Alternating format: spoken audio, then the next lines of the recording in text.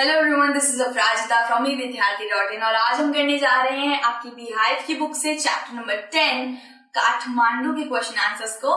चलिए स्टार्ट करते हैं विदाउट एनी फर्दर एडू। जितने भी क्वेश्चन आंसर्स हैं सारे मेन क्वेश्चन आंसर्स हैं। बहुत से ऐसे क्वेश्चन है जो हमने स्किप किए हैं जो मैंडेटरी नहीं है, तो बेसिकली जो आपकी एक्टिविटी करने के लिए दिए रहते हैं बुक के अंदर। सो पेज 131 से thinking about it text start करते हैं। सबका रेफरेंस ऐसे दिया रहेगा यहाँ पे, ठीक है। So answer this questions in 1 or 2 words और इन शॉर्ट फ्रेजेस। तो हमें एक या दो सेंटेंस या कुछ वर्ड्स में इनको आंसर करना है ऑब्वियसली।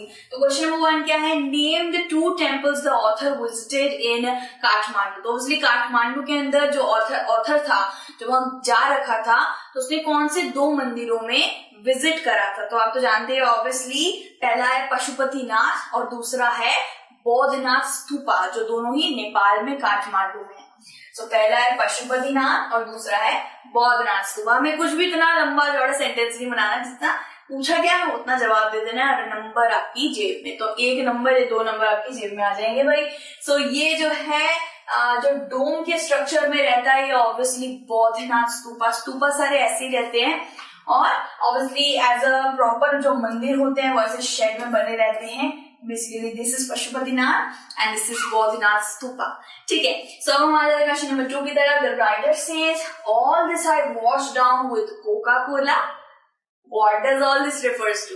यहाँ पे क्या है? उसने किस चीज को भाई जो राइटर कह रहा है, मैंने तो सब धो डाला कोका कोला पी के। तो ये एक फ्रेज बना, right? What does all this refers to, इसका क्या मतलब होता है? ऑब्वियसली जो जब भी आप कहीं भी जाएंगे, इंडिया गेट का जो आपका ले लीजिए, जामा मस्जिद ले लीजिए, इतनी जगह है घूमने की, इतने खाने पीने की, तो ऑब्वियसली भूख तो लगी जाती है घूमते घूमते। वो तो वहां पे ऐसा ट्रैवल कर रहा था ट्रैवलर, तो बेसिकली उसको भूख लग गई थी, तो उसने मर्जी पान चखा था, कॉब ऑन द कॉलर चखा था, कॉब ऑन द कॉब ऐसे करके कुछ चखा था।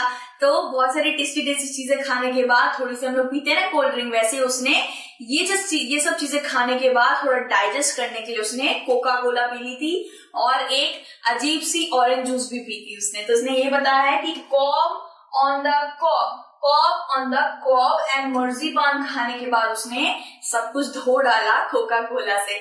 तो अगर कॉम ऑन द कॉब के बारे में बात करें तो भाई ये कोई नहीं है, हमारा भाई भुट्टा है ना, ये भुट्टे की बात हो रही है। ये जो इतना टेस्टी सा भुट्टा होता है, उसमें इवन ऐसे ही बताया है कि भुट्टा था, उसमें नींबू था, उसमें ऊपर से लाल मिर्च का पाउडर, ऐसे नमक वमक घिस पिस के उसने दिया था मुझे। एंड मर्जी पान लुक लाइक दिस, कि ग्रेटेड आलमंड होता है उससे मर्जी पान बनता है। तो ये सब खाने के बाद उसने कोको कोला इसके ऊपर पी थी, ठीक है। सो क्वेश्चन नंबर 3 है व्हाट डज भूख लगी ये देखने के बाद।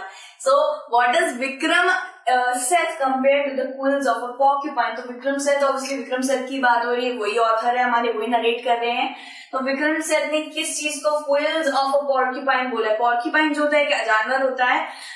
यहाँ पे धरती के ऊपर भगवान ने हर जानवर को एक पर्टिकुलर रक्षा के साथ भेजा है जिससे वो खुद की रक्षा कर पाए, ठीक है। अगर आपने कोई सुना होगा कि एक रेड वॉर्म होता है, वो ना एक तरीके से बीम फेंकता है, वो एक तरीके से लिक्विड जो निकलता है वो सामने वाले को अंधा कर देता है।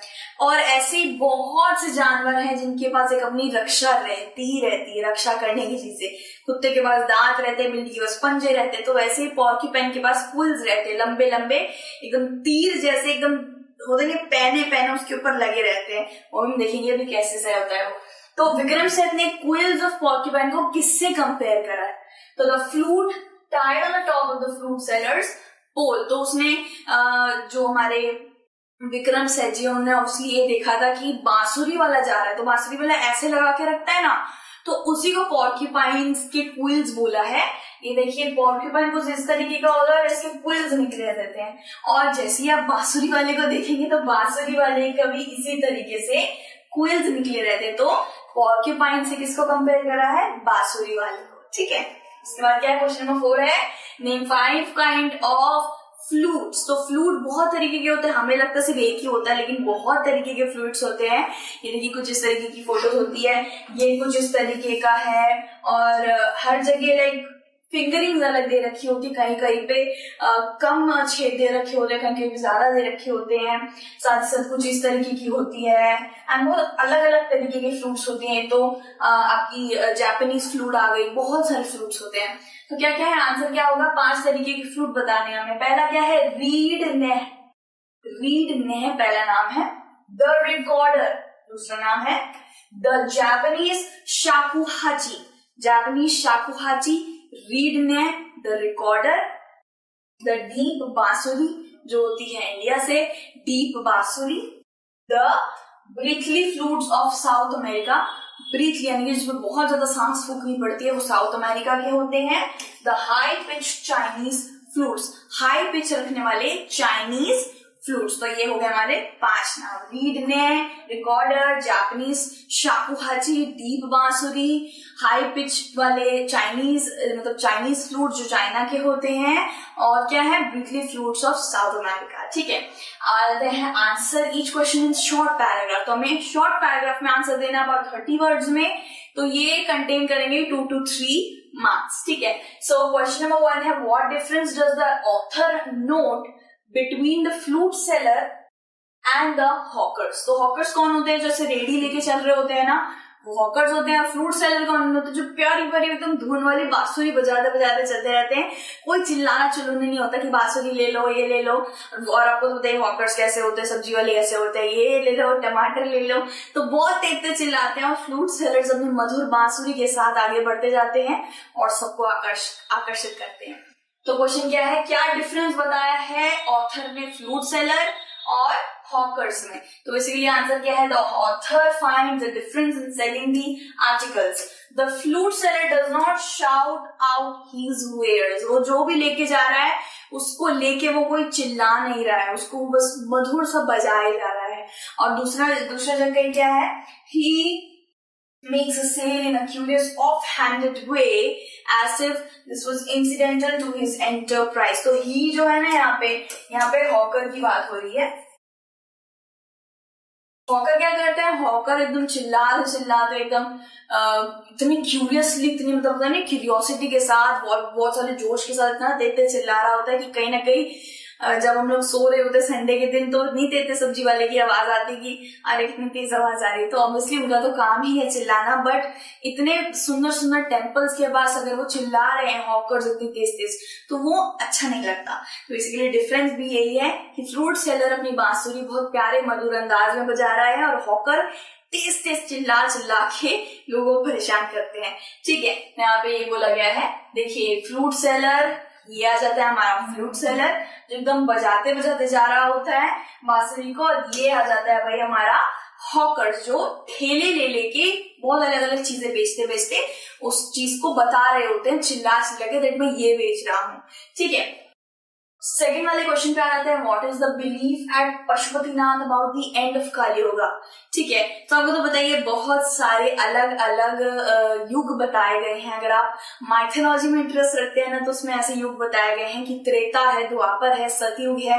तो कलियुगा क्या है, कलियुग अभी इसको कलियुग ही कहते हैं, हम जिस युग में रह रहे हैं वो कलियुग है।